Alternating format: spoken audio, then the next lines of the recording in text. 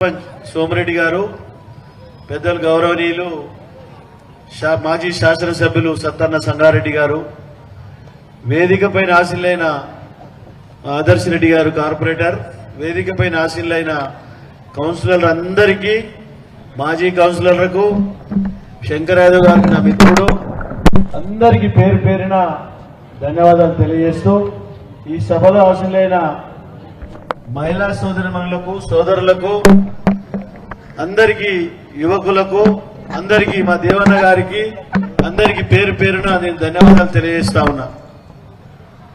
ఈరోజు మీరు ఆలోచన చేయండి. ఎందుకంటే ఈ గతంలో టిఆర్ఎస్ రాష్ట్రం వచ్చిన తర్వాత, తెలంగాణ రాష్ట్రం ఏర్పడిన తర్వాత 10 సంవత్సరాల టిఆర్ఎస్ ప్రభుత్వం చేసిన అభివృద్ధి మీ అందరికి మన కళ్ళకు కట్టినట్టు కనబడతా ఉన్నాయి. మీ అందరికి చెప్పవలసిన అవసరం లేదు. అందరూ చదువుకున్న వాళ్ళు, తెలిసిన వాళ్ళు, మేధావులు.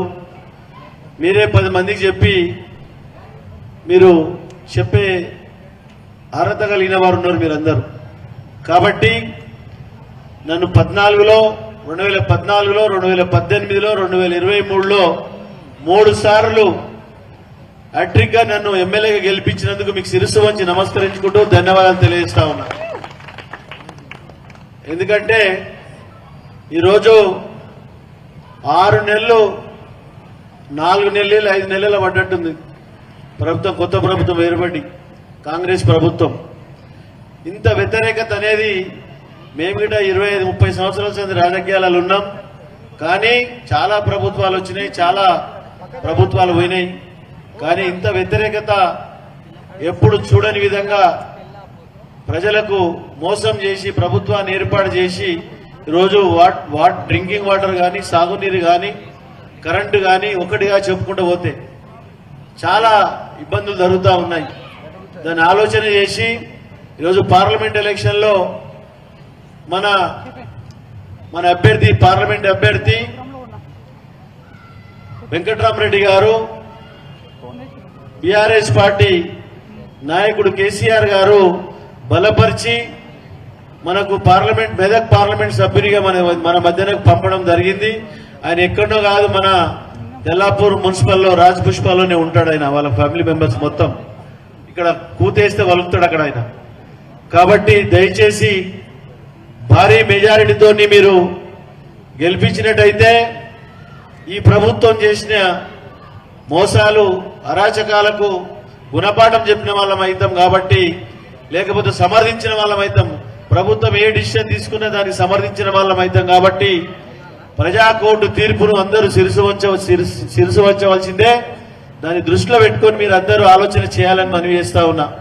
రేపు 13వ తారీఖు జరిగే ఎలక్షన్లో వెంకట్రామరెడ్డి గారిని కారు గుర్తుపైన పైకెళ్లి 4వ వరుస 4వ నంబర్ మీద కారు గుర్తుపైన ఓటేసి భారీ మెజారిటీతో గెలిపించవలసిందిగా మనవి చేస్తూ, ముఖ్యంగా మనకు ఈ 10 సంవత్సరాల కాలంలో ఇంతకుముందు సోమిరెడ్డి చెప్పడం జరిగింది అన్ని విషయాలు. ఈ మున్సిపల్ ఏర్పాటు చేయడం, గ్రామ పంచాయతీ మున్సిపల్ ఏర్పాటు చేయడం జరిగింది. మున్సిపల్ ఏర్పాటు చేసిన తర్వాత ఎన్నో రకాల అభివృద్ధులు జరగడం జరిగింది. రోడ్లు కానీ, డ్రైన్లు కానీ, వాటర్ కానీ, ఎలక్ట్రిసిటీ విషయంలో కానీ, ఈ మన సర్వీస్ రింగ్ రోడ్లు కానీ, ఇవన్నీ ఎన్నో ప్రజలకు ఉపయోగపడే రీతిలో ఎన్నో అభివృద్ధి కార్యక్రమాలు చేపట్టడం జరిగిందని తెలియజేస్తాను సోదరులారా. ఈ 9 సంవత్సరాల 10 సంవత్సరాల కాలంలో నియోజకవర్గ స్థాయి మొత్తంలో 9,000 కోట్ల రూపాయలతో అభివృద్ధి చేయడం జరిగిందని మీ అందరికీ తెలియజేస్తాను సోదరులారా. పట్టచెరువు అంటే ఒక ఇంకటికి ఇండస్ట్రీ తర్వాత పొల్యూషన్. కాబట్టి వెంకట్రామరెడ్డి గారు వేదికపైకి రావాల్సిందిగా మనవి చేస్తారో మన మధ్యలోకి రావడం జరిగింది. వారికి సప్పట్లతో స్వాగతం పలకవలసిందిగా మనవి చేస్తా ఉన్నా.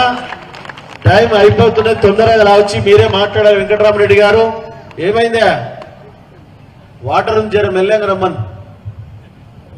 కాబట్టి ఆ విధంగా ఎక్కడ కాంప్రమైజ్ కాకుండా కౌన్సిలర్ల కాడికి వెళ్ళి చైర్మన్ దాకా ఎక్కడికక్కడ మున్సిపల్ కమిషనర్, మున్సిపల్ కౌన్సిలర్లు, కార్పొరేటర్లు, సర్పంచులు, ఎంపీటీసీలు, నియోజకవర్గ స్థాయిలో ఉన్న ప్రతి ఒక్కరు ఎక్కడెక్కడ చాలా బ్రహ్మాండంగా పనిచేసి మన నియోజకవర్గాన్ని అన్ని రకాల అభివృద్ధి పరచడం జరిగిందని మీ అందరికీ తెలియజేస్తాను సోదరులారా.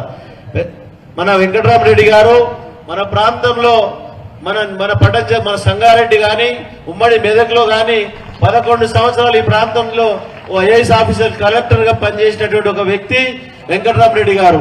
ఆయనకు అపారమైనటువంటి అనుభవం ఉన్న వ్యక్తి వెంకటరామరెడ్డి గారు వేదికపైకి రావాల్సిందిగా మనవి చేస్తూ, ఇప్పుడు వాళ్ళు టైం లేదు కాబట్టి వెంకటరామరెడ్డి గారే మాట్లాడవలసిందిగా మనవి చేస్తా ఉన్నా. Thank you.